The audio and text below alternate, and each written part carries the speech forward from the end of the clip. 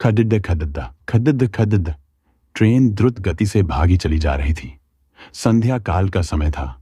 तेज बारिश और बीच बीच में बिजली की चमक वातानुकूलित कोच की खिदधकियों से अपनी उपस्थिति दर्ज करा रही थी। केबिन का एकांत और यह भयावह मौसम मुझ जैसे डरपोक आदमी को और डरा रहा था। थोड़ी देर बाद गाद्दीही के पहियों की रफ्तार कम हुई और एक मध्यम से स्टेशन पर गाद्दीही रुकी। बारिश इतनी ज्यादा थी कि मैं स्टेशन का नाम नहीं पढ़ पा रहा था। मैं अपने केबिन में अकेला था और इस उद्विग्न में था कि कोई सहयात्री आए जिससे वार्तालाप करते करते आगे का रास्ता आसानी से काटा जा सके और एक अंदरूनी भय जो मेरे अंदर जागृत हो चुका है उससे मुझे निजात मिल सके। तभी किसी ने केबिन का दरवाजा खटखटाया और एक शांत सा दिखने वाला व्यक्ति केबिन में दाखिल हुआ। अपना सामान आदि व्यवस्थित करने के बाद वो मेरी तरफ देखकर मुस्कुराया और मेरी तरफ हाथ आगे बढ़ाकर उसने अपना परिचय दिया। मैं मिस्टर घोष। वो बोला, मैं कोलकाता जा रहा हूं पुनर्जन्म से संबंधित एक कार्यशाला में भाग लेने के लिए। मैंने उसे बताया कि मैं कानपुर में व्याख्याता के पद पर हूं और पटना जा रहा हूं। उसने कुछ खाने का सामान निकाला और मुझसे भी खाने हेतु आग्रह किया, किंतु मैं बहुत ही सशंकित व्यक्तित्व का प्राणी। ट्रेन में किसी अजनबी के द्वारा दिए गए खाने को लेना असंभव था मेरे लिए। मैंने बहुत विनम्रता से उसके आग्रह को ठुकराया। वो भी कम उस्ताद नहीं था।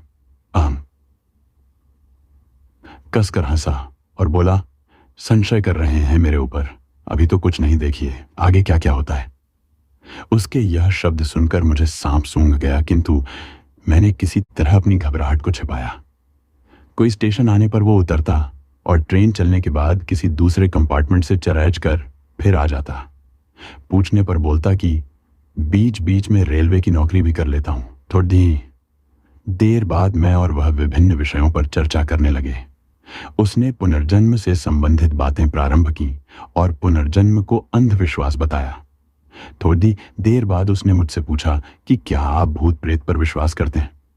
मैंने कहा, बिल्कुल। वो जोर से हंसा और बोला, यह सब बकवास है।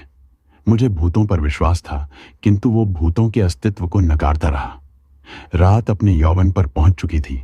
चर्चा उपरांत मैं वातानुकूलित प्रथम श्रेणी के कक्ष में सोने का प्रयास कर रहा था। अचानक मुझे ऐसा अनुभव हुआ कि कोई मेरे गले पर गर्म अंगार रख रहा है। मैं हड्डबड्डा कर उठा। कहीं कोई नहीं। मेरे अलावा उस कक्ष में मेरा वही सहयात्री था जो सामने की बर्थ पर लेटा घोंदे बेंच कर सो रहा था। मैं फिर सोने का प्रयास करने लगा।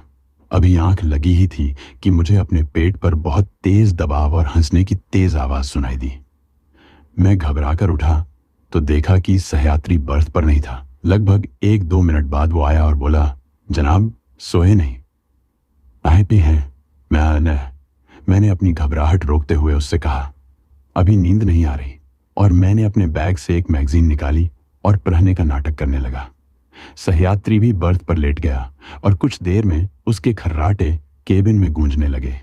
मैं भी थोड़ा निश्चिंत हुआ और बर्थ पर आंख बंद कर लेट गया।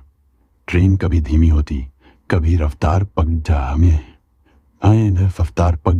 तह लेती, लेकिन मेरे दिल ने अब तेज रफ्तार ही पकड़ रखी थी। भय और घबराहट के कारण लघुशंका की इच्छा अपने आप जीवित हो जाती है और मैं टॉयलेट की तरफ मुद्दा।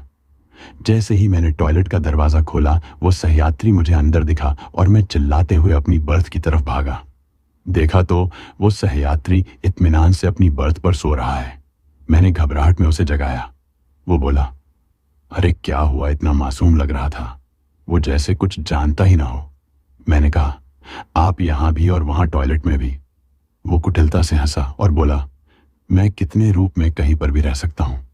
घबराहट के मारे मैं पसीने से तरबतर बिल्कुल निर्जीव सा खड़ा था उसके सामने। वो बोला, तुम्हें भूतों पर विश्वास था ना? तुम्हें तुम्हारे विश्वास का प्रमाण देना था। तुम्हारे जैसे लोगों के कारण ही हम भूत पिशाच लोगों का अस्तित्व है। इतना कहकर वो मेरी आंखों के सामने से अचानक गायब हो गया। मैं डर के मारे अवाक और निर्जीव सा अपनी बर्थ पर बैठा था। तभी केबिन के अंदर टिकट निरीक्षक आया। उसका चेहरा देखकर मुझे बेहोशी छाने लगी, क्योंकि यह वही सहयात्री था मेरा, और वो टिकट चेक कर मुस्कुराता हुआ चला गया।